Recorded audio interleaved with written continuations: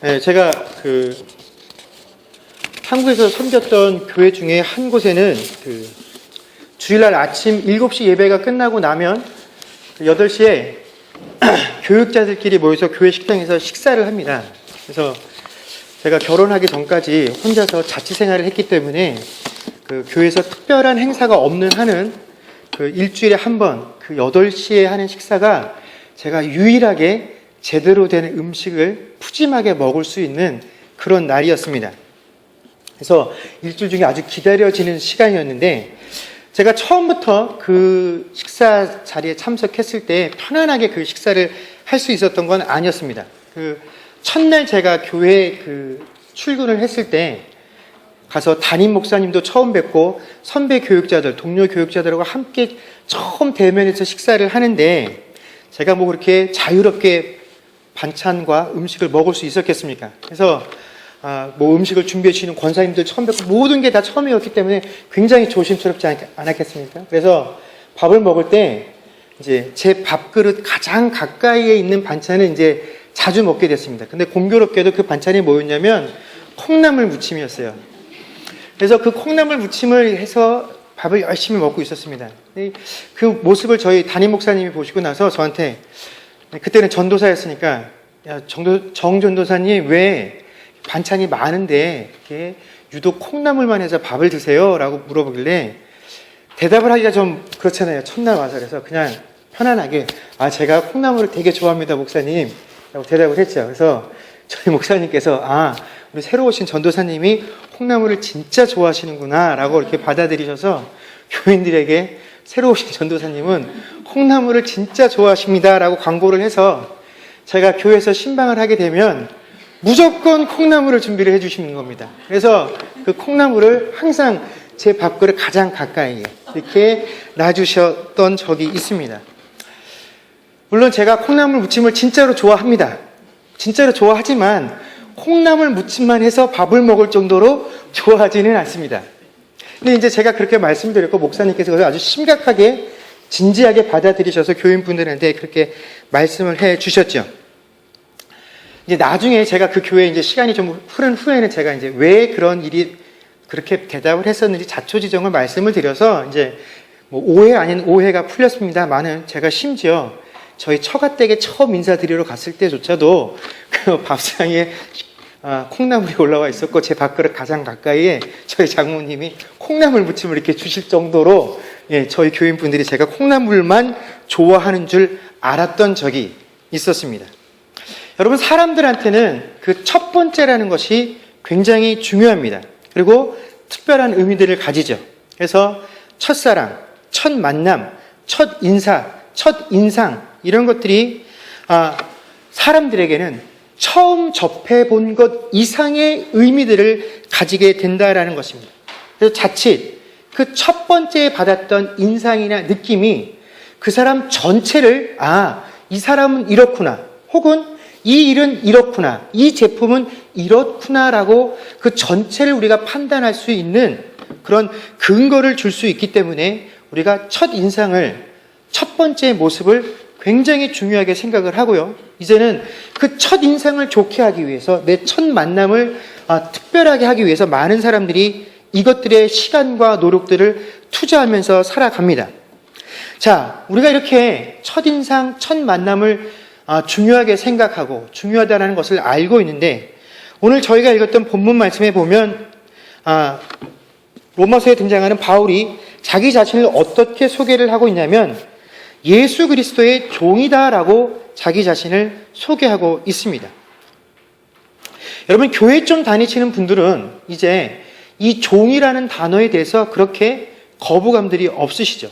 오히려 교회 안에서 쓰여지는 이 종이라는 단어는 자기 자신을 굉장히 겸손하게 보이고 좀 더 거룩하고 믿음 생활 잘하는 사람처럼 보일 수 있는 아주 특별한 단어와 표현력이 될 수 있다는 것을 잘 알고 있습니다. 그러나 바울이 이 서신을 써서 보냈던 그 당시의 로마인들에게는 우리가 지금 가지고 있는 그런 종의 개념이 같이 좋은 의미로 받아들여질 수 없었다라는 것입니다. 왜냐하면 바울이 살았던 그 시대에 이 종이다 혹은 노예라라는 것은요, 하나의 인격체로서 인정되어졌던 것이 아니라 하나의 뭡니까?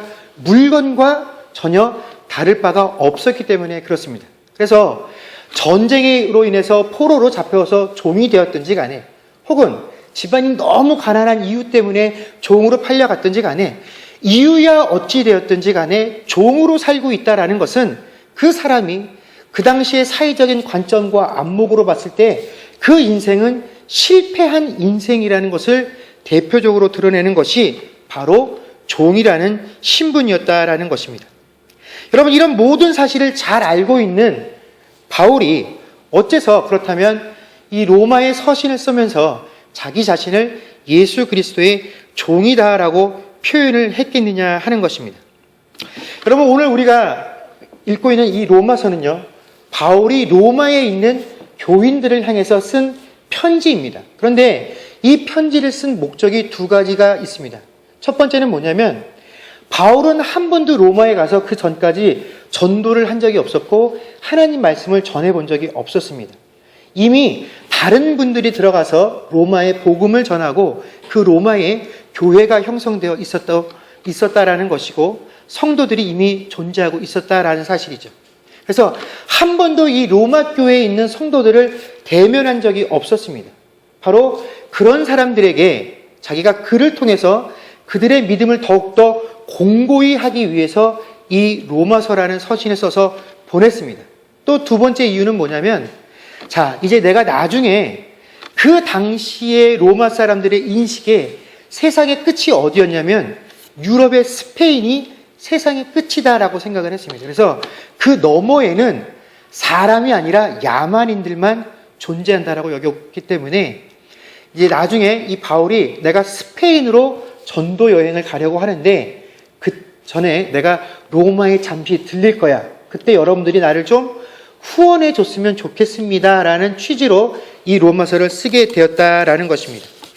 이렇게 두 가지 목적을 가지고 그가 이 로마서를 써서 로마에 있는 교인들에게 편지를 붙이게 되었습니다. 자, 여러분, 우리가 유명한 목사님이나 혹은 교수님들께서 책을 써서 출판을 하게 되면 그 앞에 상당 부분이 무엇으로 할애가 되어 있냐면 이 책이 얼마나 좋은 책인지, 또 이 책을 지으신 분이 얼마나 훌륭하신 분인지에 대해서 추천하는 추천서들이 엄청난 양이 실려 있습니다. 그런데 그 추천해 주신 분들을 이렇게 우리가 면면히 살펴보면 어떠냐면, 그분들은 이 책을 쓰신 분들보다도 더 유명한 분들입니다. 더 유명한 목사님들이거나 더 뛰어난 교수님들이 이 글이, 이 책이 얼마나 좋은지를 칭찬해 주고 있습니다. 그리고 심지어 아무리 유명하지 않아도 최소한 그 책을 쓰신 분만큼의 명성은 가지고 있는 분들이 추천서를 쓰지, 절대로 그분보다 명성이 떨어지거나 지명도가 떨어지는 분들이 이 책의 추천서를 쓰지는 않는다라는 것입니다. 여러분, 이것이 인지상정이고 우리가 생각할 수 있는 상식입니다. 그런데 만약에 어떤 유명한 목사님이 책을 한 권 냈는데 그 책 앞에 추천서 명단에 우리가 한 번도 들어본 적이 없는 사람의 이름인데 그 사람이 하고 있는 일이 뭐냐 그랬더니 어떤 집안의 종이다라고 자기 자신을 밝히고 있다라고 한다면, 그 책을 집어들었던 사람들이 야, 종이 추천해주는 책을 이거 우리가 읽을만 한가? 이 내용을 아마 누구도 신뢰하지 못할 것입니다. 그런 책을 누가 돈 주고 사서 보려고 하지는 않을 것이다 라는 것입니다. 누가 그런 일에 자신의 노력과 시간을 들여서 뭔가 배우려는 투자들을 할 수 있겠느냐 하는 것입니다. 이것이 사람의 심리죠. 그렇다면 오늘 바울이 로마 교회를 향해서 쓴 이 편지에서도 맨 처음에 바울이 밝혀야 하는 것은 무엇입니까? 내가 얼마나 위대한 사도인지, 내가 당신들에게 이러한 편지를 쓰고 있고 또한 당신들에게 요구하는 것이 얼마나 정당한 것인지, 그동안 내가 하나님의 일꾼으로서 얼마나 하나님이 기뻐하실 만한 일들을 쌓아온 자신의 공로와 업적을 나열해야지만 앞으로 자신이 쓰려고 하는 내용들, 또 앞으로 그가 그들에게 부탁하려는 내용들에게 정당성을 보여줄 수 있을 텐데, 그는 첫 마디에 자기 자신을 뭐라고 소개하고 있습니까? 나는 예수 그리스도의 종이다라고 자기 스스로를 표현하고 있다라는 것입니다. 내가 이러한 표현을 썼을 때 이러한 표현이 내가 앞으로 쓰려고 하는 내용들에 아무런 도움이 될 수 없다라는 사실쯤 이 바울도 분명히 알 수 있었을 텐데 왜 바울은 자기 스스로를 맨 처음부터 예수 그리스도의 종이다라는 표현으로 시작을 해왔던 것일까요? 이런 말을 들으면 불쾌하게 느끼시는 분들도 계시겠지만 사실 사람들은 무엇인가의 종으로 이 세상을 살아가고 있습니다. 아주 그렇게 연약한 존재가 바로 사람이죠. 단지 무엇의 종으로 살고 있느냐의 차이가 있을 뿐입니다. 오늘 저희가 본문에서 살폈던 이 종이라는 단어는 원어로는 둘로스라는 단어입니다. 이거 잘 알고 있는 단어인데 이 둘로스라는 단어를 직접적으로 풀이를 하면 묶여서 사는 노예다라는 뜻을 가지고 있습니다. 즉 종이라는 것은 주인에게 묶여서 사는 존재를 표현하는 게 종인 것입니다. 내가 아무리 훌륭한 뜻을 가지고 있고 내가 아무리 좋은 계획을 가지고 있어도 그것은 주인에게 해당되지 않으면 사용할 가치가 없고 써먹을 필요가 없는 그런 존재가 바로 종인 것이죠. 있기는 있고 존재하기는 존재하되 내 의지로 존재하는 것이 아니라 주인의 의지와 주인의 목적 때문에 존재하는 것이 바로 이 종의 신분이다라는 것입니다. 사람들은 스스로를 굉장히 진취적이고 독립적인 존재로 평가받을 때 참 좋아합니다. 야, 우리 목사님은, 우리 장로님은, 권사님은, 혹은 아무개는 참 진취적이고 독립적이고 자기가 알아서 이 일을 잘해라는 말을 들을 때 자신감들을 느끼고 아, 내가 인정받고 있구나라고 생각들을 하지만 사실은 사람은 누구나 다 무엇인가에게 주인을 삼고 그것에 종노릇을 하고 있다라는 것입니다. 우리가 조금만 냉정히 자기 자신을 한번 돌이켜 보십시오. 사람들은 누구나 다 돈의 노예로 살고 있든지 아니면 전통과 습관의 노예로 살고 있든지 명예의 노예로 살고 있든지 죄의 노예로 살고 있든지 체면의 노예로 살고 있든지 하여튼 무엇인가의 노예가 되어서 이 세상을 살고 있지 내가 생각하는 것만큼 내 스스로 독단적으로 이 세상을 판단하면서 생각하고 살고 있지 못하다라는 것입니다. 여러분 우리 자녀들을 한번 보십시오. 우리 학생들이 이 세상을 살아가고 있는데 하나님께서 이 땅을 사는 동안에 이 세상에서 좀 더 편안하게 살아가라고 허락하신 그들의 지식이 이제 학생들을 좌지우지하는 그런 시대를 살고 있습니다. 시험을 쳐서 나온 점수가 그 사람을 인생을 결정해버리고 이제 우리는 그것에 따라서 내 인생을 맞춰서 살아가는 그런 시대를 살고 있다는 것입니다. 이제 점수가 좋지 못하면 공부를 제대로 하지 못하면 어디 나가서 목에 힘도 주고 제대로 자기 의견도 표현할 수 없는 그런 시대를 우리가 살고 있다는 것입니다. 점수의 노예가 되어서 우리 자녀들이 이 세상을 살아가고 있습니다. 어른들은 어떻습니까? 이 사회를 좀 더 윤택하게 살아가고 편안하게 살아가라고 허락되어진 이 화폐제도, 이 경제제도에 이제 사람들이 노예가 되어서 일평생을 오직 돈을 어떻게 하면 내가 좀 더 많이 벌을 수 있을 것인가를 생각하고 고민하고 돈을 버는데 가장 많은 시간들을 투자하다가 결국 돈을 쌓아놓고 죽는 그런 시대를 살고 있다는 것입니다. 돈이 얼마나 적고 많으냐에 따라서 그의 인생과 인생의 삶이 결정되어지고 돈이 많은 부모가 좋은 부모로 평가받는 그런 시대를 살고 있습니다. 그러면서도 그거에 대해서 우리가 거절하지 못하고 거부하지 못하는 그런 시대를 우리가 살고 있다라는 것입니다. 그래서 자신도 모르는 사이에 모든 사람은요, 결국 무엇인가의 노예로 살고 있고 내가 중요하다라고 생각되어지는 그것에 따라서 이끌려가는 삶을 살고 있다라는 것입니다. 그렇다면 우리에게 중요한 것은 뭐냐면 어차피 내 인생이 뭔가의 종으로 끌려갈 것인데 내가 과연 이 세상에서 무엇의 종으로 살아갈 것이냐를 정하는 것이 중요하다라는 것이고 바울은 그런 인생 가운데서 나는 하나를 결정했는데 그게 무엇이냐면 바로 예수 그리스도의 종이 되겠다라고 결정을 했다라는 것입니다. 여러분 그렇다면 우리가 일반적으로 알고 있는 세상에서 주인과 종과의 관계와 또 이 바울이 밝혔던 예수 그리스도의 종입니다라고 말했을 때 나의 주인 되신 예수 그리스도와 종된 나와의 어떠한 차이점이 있느냐? 그것은 그 관계가 사랑과 인격으로 이루어진 관계다라는 것입니다. 우리가 일반적으로 생각하고 있는 주인과 종은 어떤 관계입니까? 주인이 모든 주도권을 쥐고 일방적으로 한쪽의 희생을 요구하는 것이 바로 주인과 종의 관계라는 것이죠. 그래서 우리가 세상을 살아갈 때는 누구도 스스로 내가 누군가의 종이 되어서 살겠어 라고 말하지는 않습니다. 또 그렇게 살겠다라고 다짐하는 사람도 없죠. 그러나 딱 한 가지 예외가 있습니다.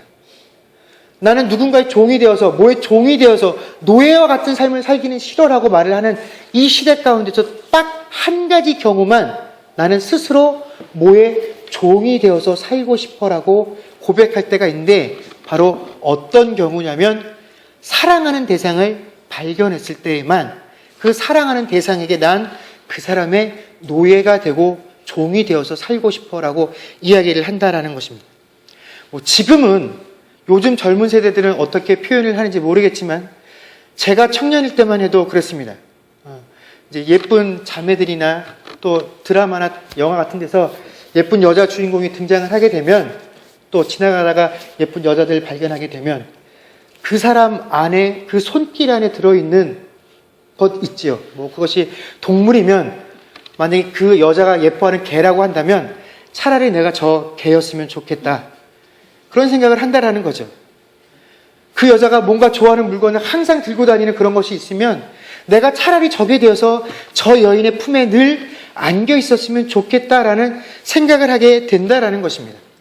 내가 사랑하는 대상이 생기게 되면 종이 아니라 차라리 개가 되어서라도 그 사랑하는 대상의 품에, 그 사랑하는 대상에게 1년 365일 묶여서 사는 존재가 되고 싶은 것, 그것이 바로 우리의 마음이다라는 것이죠. 그러나 우리가 그렇게 사랑하는 대상에게 묶여 있을 때, 내가 그 사람을 위해서 일하고 뭔가 봉사하고 헌신할 때 누구도 그것에 대해서 야, 내가 그 사람을 위해서 전적으로 희생하고 있어 라고 고백하지도 않고 생각하지도 않는다라는 것입니다. 내 시간을 다 들여서 그를 위해서 쓰고 내 물질을 다 들여서 그를 위해서 쓰면서도 그 마음속은 어떻습니까? 기쁘죠. 내가 어떻게 하면 좀 더 저 사람을 기쁘게 할 것인가? 내가 어떻게 하면 저 사랑하는 대상의 마음에 더 들 수 있게 할 것인가를 생각할 수 있는 관계, 바로 그것이 어느 때냐면 사랑하는 대상과의 있을 때에만 바로 내가 스스로 종이 되는 것을 부끄러워하지 않고 그 종의 관계 가운데서 기뻐할 수 있다라는 것입니다. 이것이 바로 사랑을 통해서만 이루어질 수 있는 관계라는 것이죠. 또 일반적으로 주인과 종의 관계라는 것은 인격적인 관계가 성립될 수 없는 것입니다.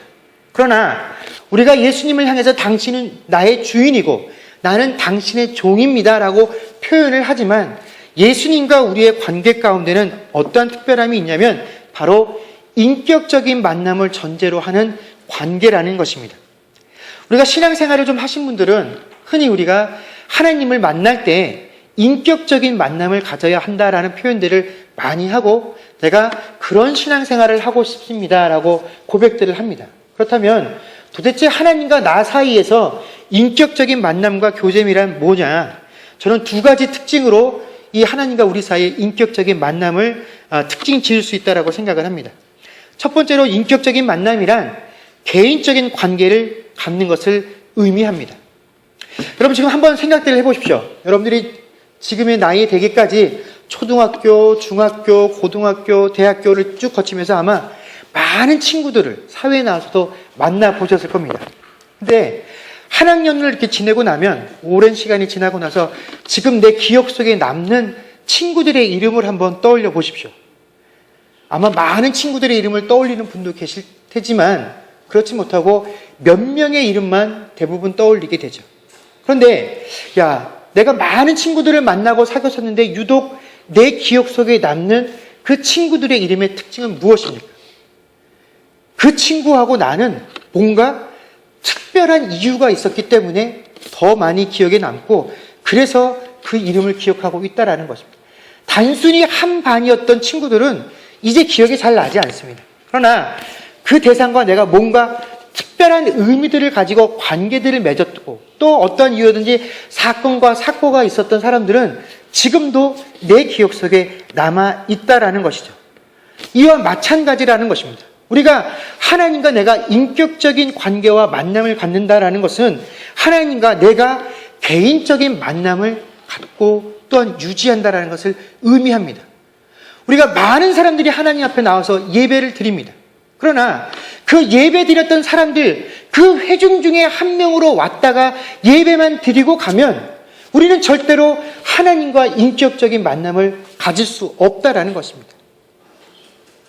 우리가 이 회중 가운데 나왔다고 할지라도 우리가 우리를 고백할 때는 회중이라고 말을 하지만 나 스스로는 하나님과 어떤 만남이 있어야 합니까? 지금 하나님과 나 1대1과의 만남이 있어야지만 우리가 하나님과의 인격적인 만남을 유지할 수 있다는 것입니다. 이것은 세상에 돌아가서도 마찬가지입니다. 내가 직장에 서 있을 때, 내가 가정에 있을 때, 내가 우리 식구들과 함께 있는 그 순간에서조차도 나는 분명히 하나님과 뭔가 개인적인 그 만남들을 갖고 있어야지만 내가 하나님과 나 사이에 인격적인 만남을 유지할 수 있지, 그냥 예배 시간에 한번 드렸던 것을 두리뭉실하게 예배 시간에 드렸기 때문에 그냥 기도하고 있는 것 같고 내가 말씀을 묵상하는 것 같고 내가 하나님과 뭔가 관계에 있는 것 같은 느낌으로 있는 것은 절대로 하나님과 인격적인 만남을, 관계를 형성할 수 없다라는 것입니다.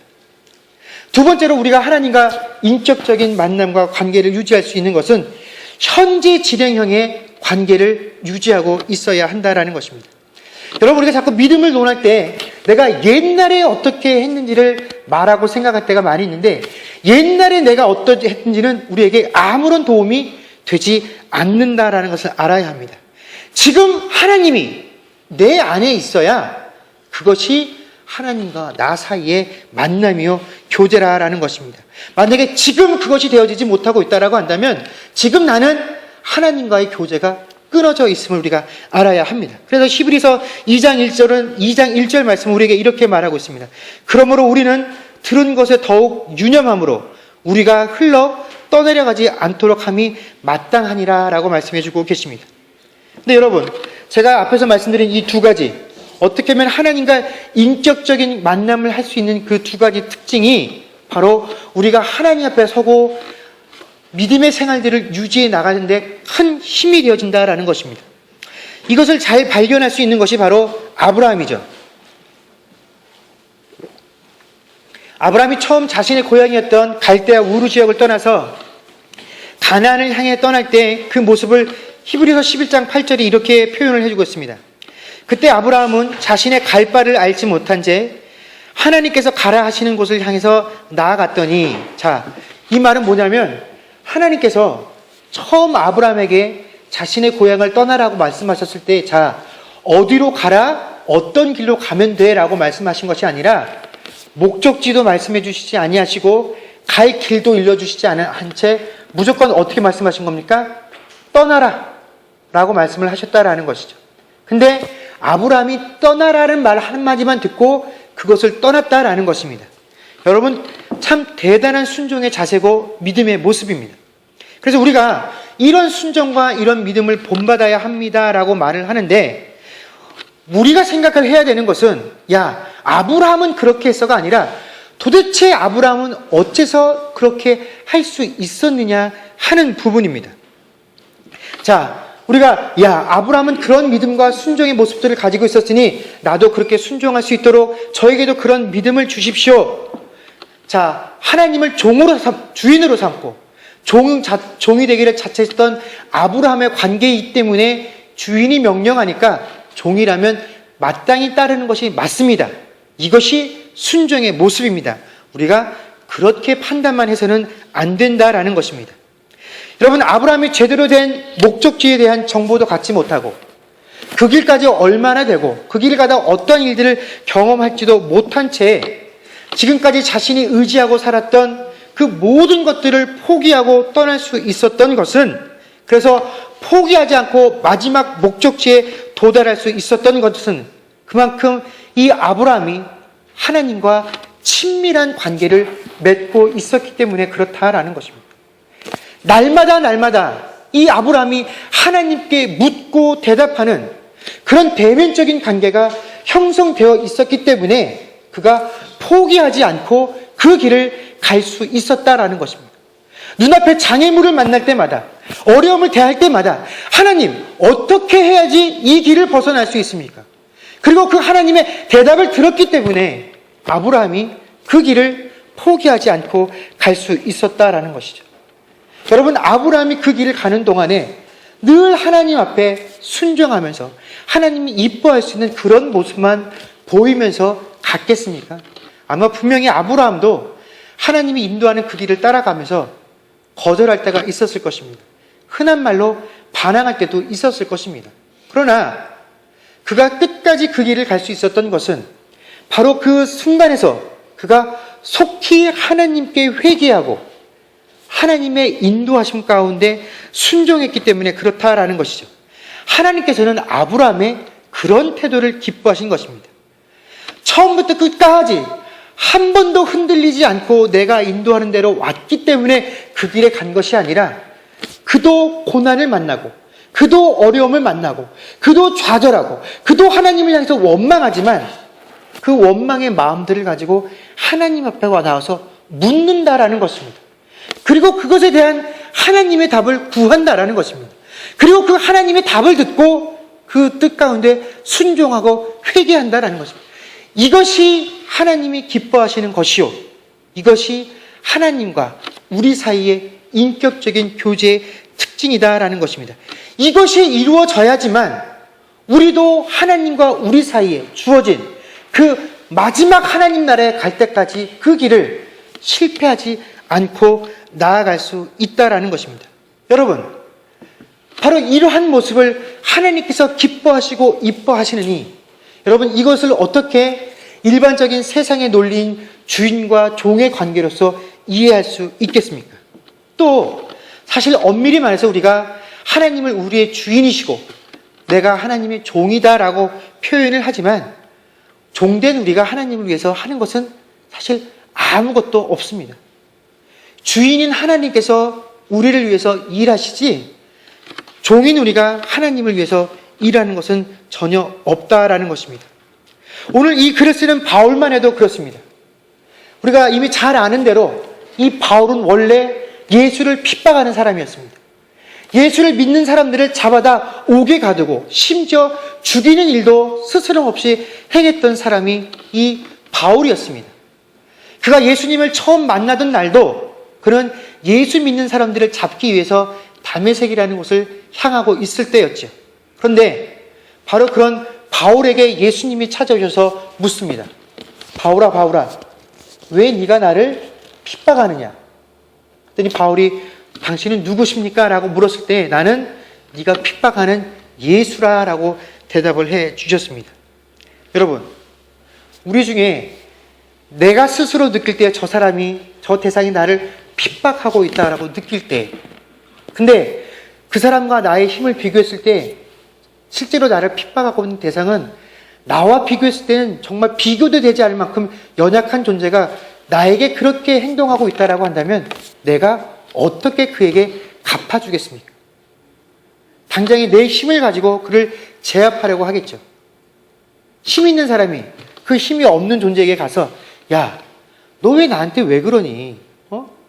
왜 나를 이렇게 어렵게 하니? 나를 이렇게 힘들게 하니? 라고 묻지 않는다라는 것입니다. 그런데 모든 것을 창조하신 만유의 창조주께서 이 일개 피조물 중에 하나인 사람에게 찾아가셔서 야, 너 나를 왜 이렇게 핍박하니? 물으실 수 없다라는 것입니다. 그런데 예수님께서 그렇게 해 주셨다라는 것이죠. 그래서 그가 모든 것을 깨닫고 이제 저는 당신의 종입니다 라고 고백을 하고 들어왔다면 또 어떻게 하겠습니까? 지금까지 나를 핍박하던 대상이 스스로 나의 종이 되었다라고 한다면 우리라면 그래, 지금까지 내가 당했던 건 한번 너도 고스란히 당해봐 하고 갚아주고 싶은 것이 우리의 마음이지만 예수님께서는 바울에게 내가 당했던 것 너도 한번 당해봐가 아니라 그가 감당할 수 없는 사랑의 굴레를, 은혜의 굴레를 그에게 씌우셔서, 자, 바울아, 이제 앞으로는 네가 나를 위해서 이런 일을 해주기를 원해라고 말씀해 주셨다라는 것입니다. 여러분, 그렇기 때문에 오늘 사도 바울이 1절 말씀에서 나는 예수 그리스도의 종이다라고 표현을 했을 때에는 바로 그런 예수님을 향한 놀라운 은혜와 사랑을 체험한 고백이고, 내 신앙의 고백이 바로 나는 예수 그리스도의 종이다라는 표현입니다. 여러분, 세상에 믿지 않고 살아가는 분들 중에도 참 좋은 성품과 바른 인성을 소유한 분들이 많이 계십니다. 정직하게 세상을 살려고 노력들 하시고, 또 믿는다라고 하는 사람들보다 훨씬 더 바르고 의롭게, 또 이 욕심 많고 경쟁의 세상 가운데서도 그곳에서 한 발짝 물러서서 이 세상을 살려고 하는 분들이 참 많이 있습니다. 그러나 여러분, 단순히 그러한 것들에서 벗어나서 살고 있기 때문에 그러한 것들이 내 주인이 되지 않게 하는 삶을 살고 있다라고 하는 것만으로는 부족하다라는 것입니다. 로마서 6장 16절에서 18절까지 말씀을 보면, 너희 자신을 종으로 내주어 누구에게 순종하든지 그 순종함을 받는 자의 종이 되는 줄을 너희가 알지 못하느냐? 혹은 죄의 종으로 사망에 이르고 혹은 순종의 종으로 의에 이르느니라. 하나님께 감사하리로다. 너희가 본래 죄의 종이더니 너희에게 전하여 준 바 교훈의 본을 마음으로 순종하여 죄로부터 해방되어 의에게 종이 되었느니라. 아멘. 여러분, 로마서 6장 16절에서 18절의 말씀은 예수 그리스도의 종으로 살지 않는 모든 인생은 다 뭐의 종이라는 것입니까? 죄의 종이다라는 것입니다.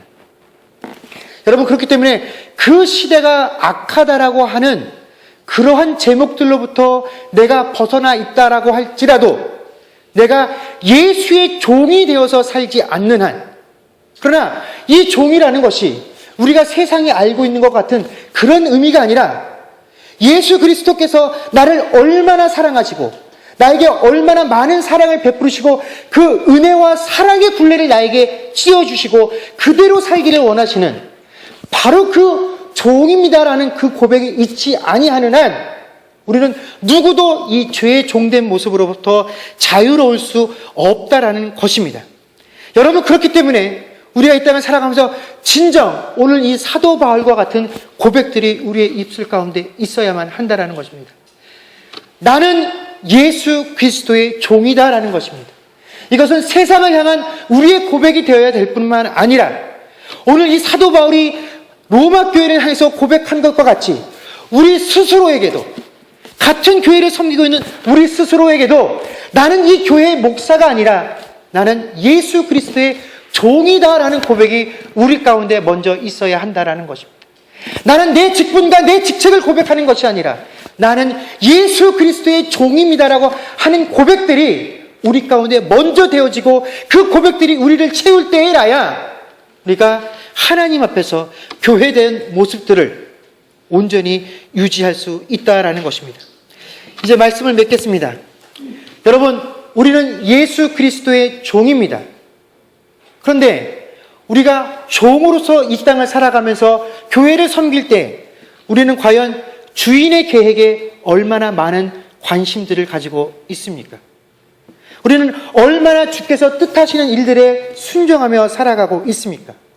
여러분, 그분께서 우리를 인격적으로 대하시고 있다는 그 이유를, 그분이 나를 사랑으로 대하시고 있다는 그 이유를 결코 내가 그분의 종이라는 그 정체성을 잃어버리는 이유로 삼아서는 안 될 것입니다. 여러분, 우리를 종으로 삼고자 하는 세상에 많은 유혹들이 있습니다. 그리고 그것의 종이 되었을 때 우리가 세상에서 인정받을 수 있을지도 모르겠습니다.